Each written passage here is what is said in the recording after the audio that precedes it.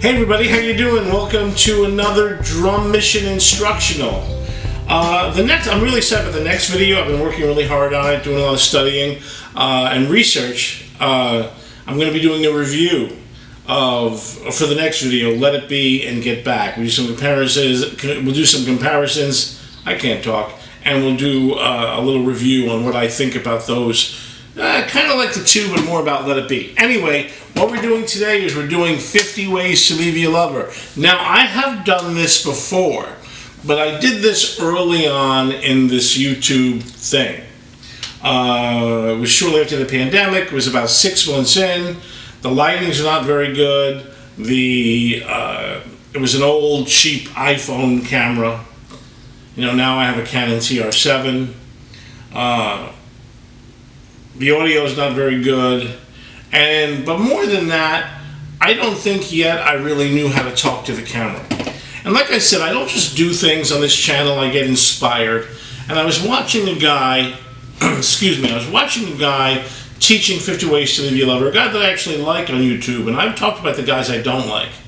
However, I didn't really care for his version of teaching 50 Ways to Leave Your Lover. And that's because he's a Nashville guy, and he's actually a good player. I mean, he's a pretty good teacher, and I've used some of his stuff on my channel. But he played it very cleanly. And I started thinking, as I listened to him play it at the end, I thought, boy, that's mechanically the correct figures and correct sticking to do, but it doesn't sound anything like Steve Gadd. And I started thinking, but the thing was, he wasn't playing the feel. He wasn't playing the feel. Steve Gadd plays it kind of in a lazier way. So I thought, I should redo that. So I did. I'm redoing 50 Ways to Leave Your Lover. Steve Gadd, to me, is the GOAT. I've said that before. So we're going to be talking about some Gaddisms that Gadd kind of made popular. Not the first one to do, I'm sure of it, but he's the one that kind of made them big. Other drummers saw him do it and said, hey, I want to do that too. But we're going to be talking a lot about feel. And I think this goes to why Gadd is so great. Because he's not afraid to break the rules. All right. Let's go right to the Drum Lab now. 50 Ways to Leave Your Lover and Leave Your Lover. Stay tuned for the end. I'm going to talk about something I'm thinking about doing, and maybe you can put it in the comments if you agree, or you say we don't care. Whatever. Anyway, right to the Drum Lab right now. You'll never guess who's on the loose. Your old arch enemy, the Riddler. Good heavens. Him again. Can you come to headquarters right away? It'll be a pleasure, Commissioner Gordon.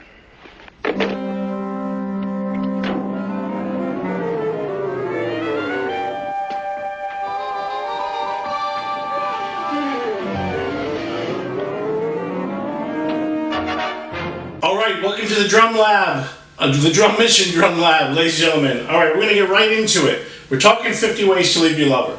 Now, I did this a long time ago, and I did it when I was brand new at trying to do a YouTube thing. It's a terrible video.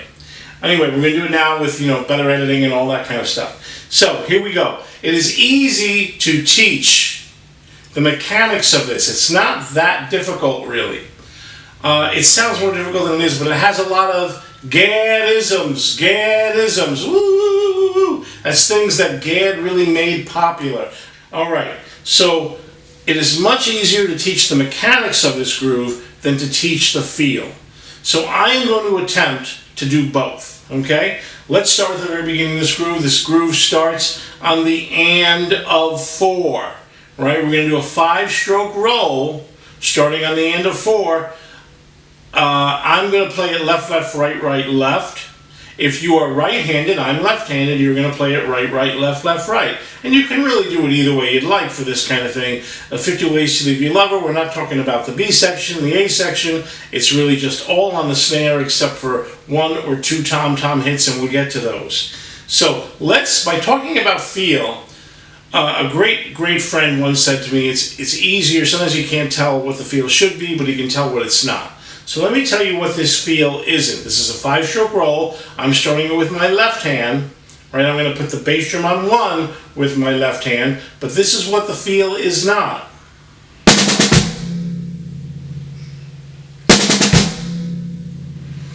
It's not with the articulation of every note. Gadd, in some ways, plays this kind of sloppy. He sort of lets momentum carry this, just momentum. And if you notice, I'm doing this traditional grip, and there's a reason for that, and we're going to get to that. So let me show you what's more right here, more right, the way Gadd played it. Watch. Less articulation on every note.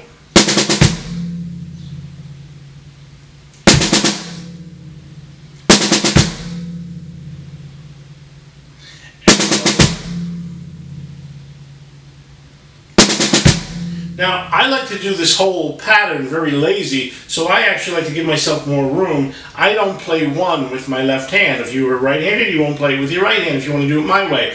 Gadd did this sometimes in the clinics. I got to see 3 clinics of Gadd demonstrate this, and sometimes he left off one, sometimes he didn't. And this is what I mean. In other words, I'm going to play one on my bass drum, but I'm not going to play it in my my hands. Watch. Again, I'm just letting those sticks flow. Momentum. I'm not bouncing every note. Now, sometimes he adds the hi-hat on one. Sometimes he does, sometimes he doesn't. Sometimes he does this. And remember, we're off the end of 4. Sometimes he does that. Sometimes he doesn't. I tend not to do it. I don't know why. It seems unnecessary to me. But if you like it, fine. Sometimes he does, sometimes he doesn't. Okay, so here we go. That's the beginning of it. Easy, right? And again, let those sticks just fall. Don't force them. Now, and the one E and are the next 2 notes he plays. Here's why I'm doing this traditional grip. E and, this is another Gaddism. This is a Gaddism. Something that Gadd made really popular. So, he loves to open up his hands. Ease up on the hi-hat. Doing this traditional grip up here is much easier than this. Just is. So I like to play this traditional. Every time I've seen Gadd do it, he does a traditional. Might he have done it matched? I don't think I said that. Might he have done it? Might he did it? I don't know. I'm not the brightest guy. Anyway, might he have done it match grip sometimes? Maybe. I don't know. But traditional grip does work easier. So watch. It's E. Watch again. E and. E and. So let me put them together.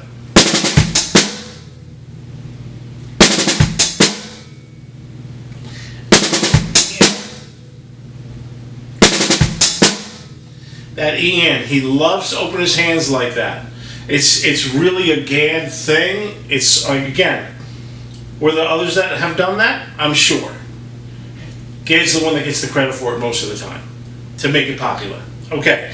Now, the duh. That's the crucial Gaddism. He does it on his foot. Like that. Watch.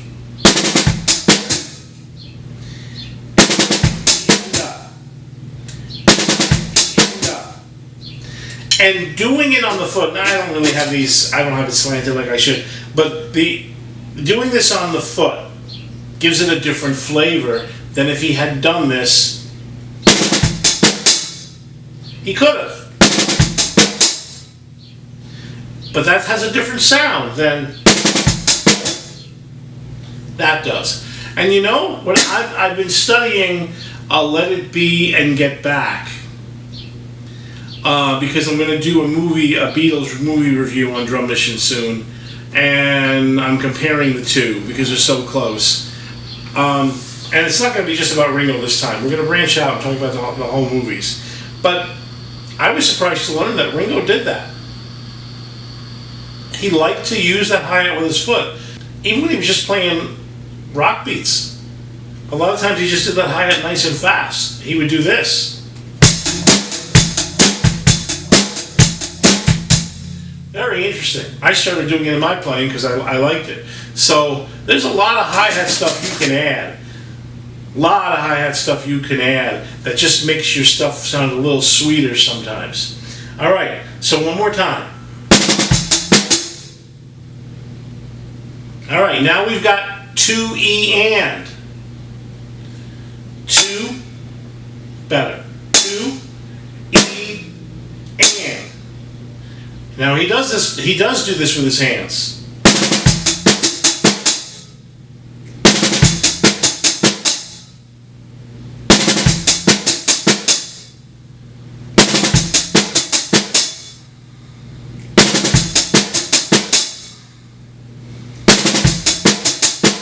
I did that a lot so you can see it. And finally, we go 3. So here's the first half of this, and this stays the same. This is a 2-bar phrase. The ending of each bar is a little different, but this part is the same in both bars. So get good at it. There you go. Now it's a little faster than this on the record, but I just want you to learn it. And that's why I don't have this tom-tom here. Sometimes Gadd does use a tom-tom, his rack tom on 3. And I'll talk about that in a bit, but I wanted you to see better, so I didn't use it. We're going to do it again. We're going to do it a couple times.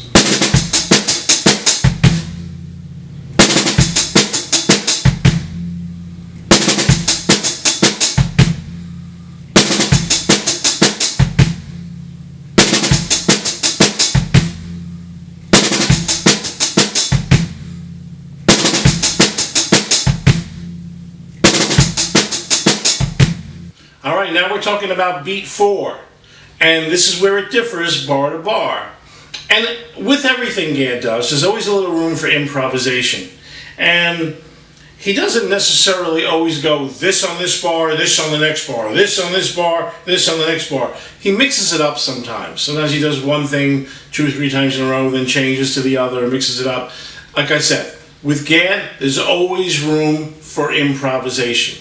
But let's talk about the way it starts on the record, and then So let's talk about the way it starts on the record, and then, have at it. Do what feels right to you, because I think that's what Gadd did when he was playing it.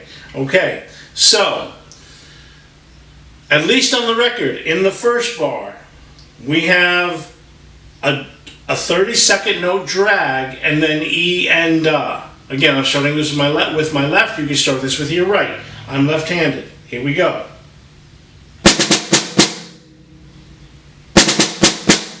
So a double, 4. Again, I'm not punching these. I'm not forcing every note. Just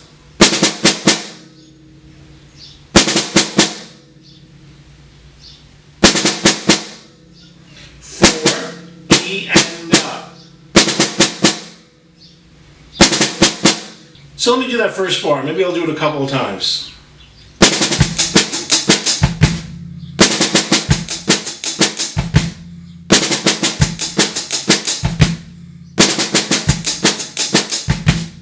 That's bar 1. Bar 2, very easy. Just a floor tom hit on 4. And then back to that 5-stroke roll. Except sometimes when he does this, when he hits that 3, he hits a rack tom on 3. I didn't use the rack tom because I wanted you to see better. I'm not worried about it. Again, I've seen 3 clinics of Gadd. He did that rack tom sometimes, not other times. You want to do it? Fine. Don't do it. So in other words, here we go. Boom, boom.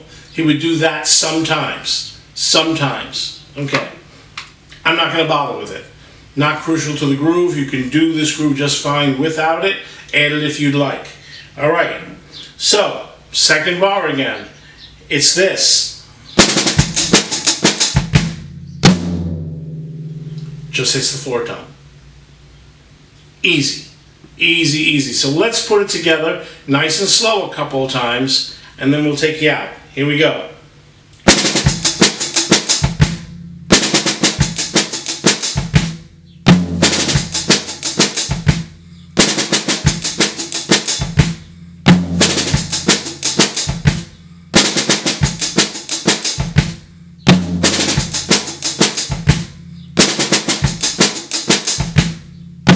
Again, that's all about feel. Now that was a little slower than the recording tempo. Not much slower. Not much slower. So let me just check the recording tempo, come back and take you out with that, and I'll see you on the next one. But stay tuned. I got a little thing I'm going to share at the end of this video. We're going to talk about, I think, a plan I have coming up. And I want to see if you want to come with me. So I'll just share it. It'll take an extra 2 minutes. Maybe you can help me out. All right. Anyway, I will see you on the next one. And here we go.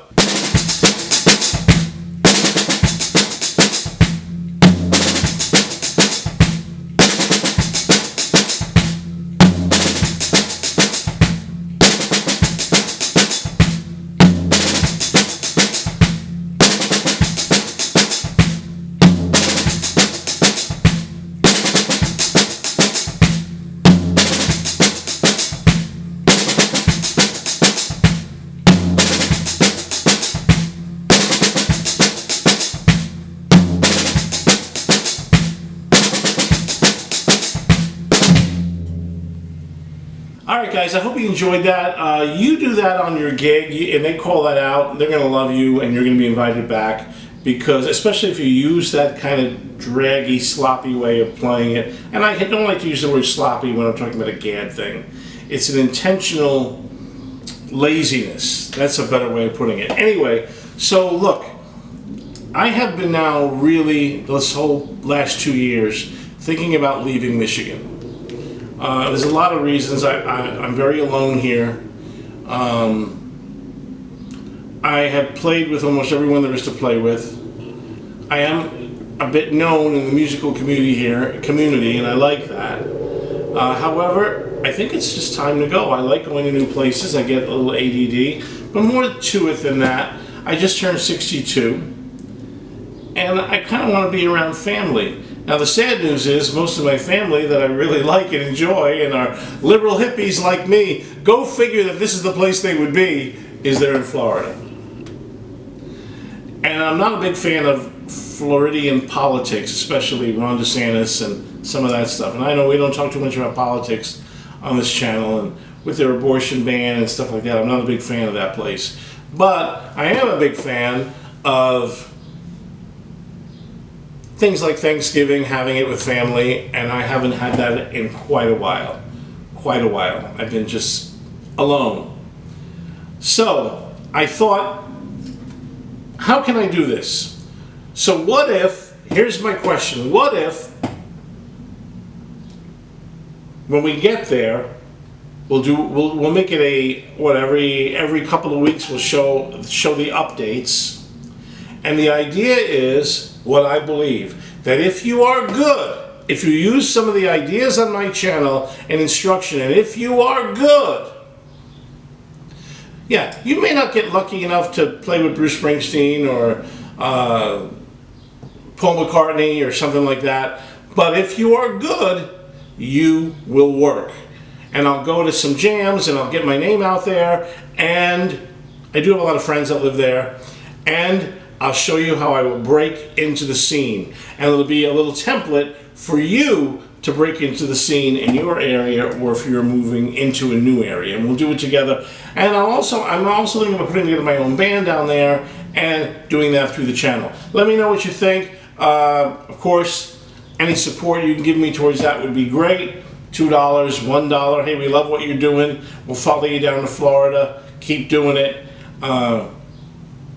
Here's a buck. Man, that would be great. If you got something out of this channel, please. 50 cents, a buck, we could use it, especially for a move like this. I'm hoping to make it by the end of the summer. That's the idea. Do the winter down there. All right. Hey, but thank you for watching my channel. Thank you for staying with me. We're about to turn the corner on 900 subscribers. Hopefully we'll be at 1,000 by the time I get to Florida, or there is a little possibility I might stay in New York for a while. I doubt that though. New York is really expensive and that's a much harder nut to crack. Anyway, see you on the next one, guys.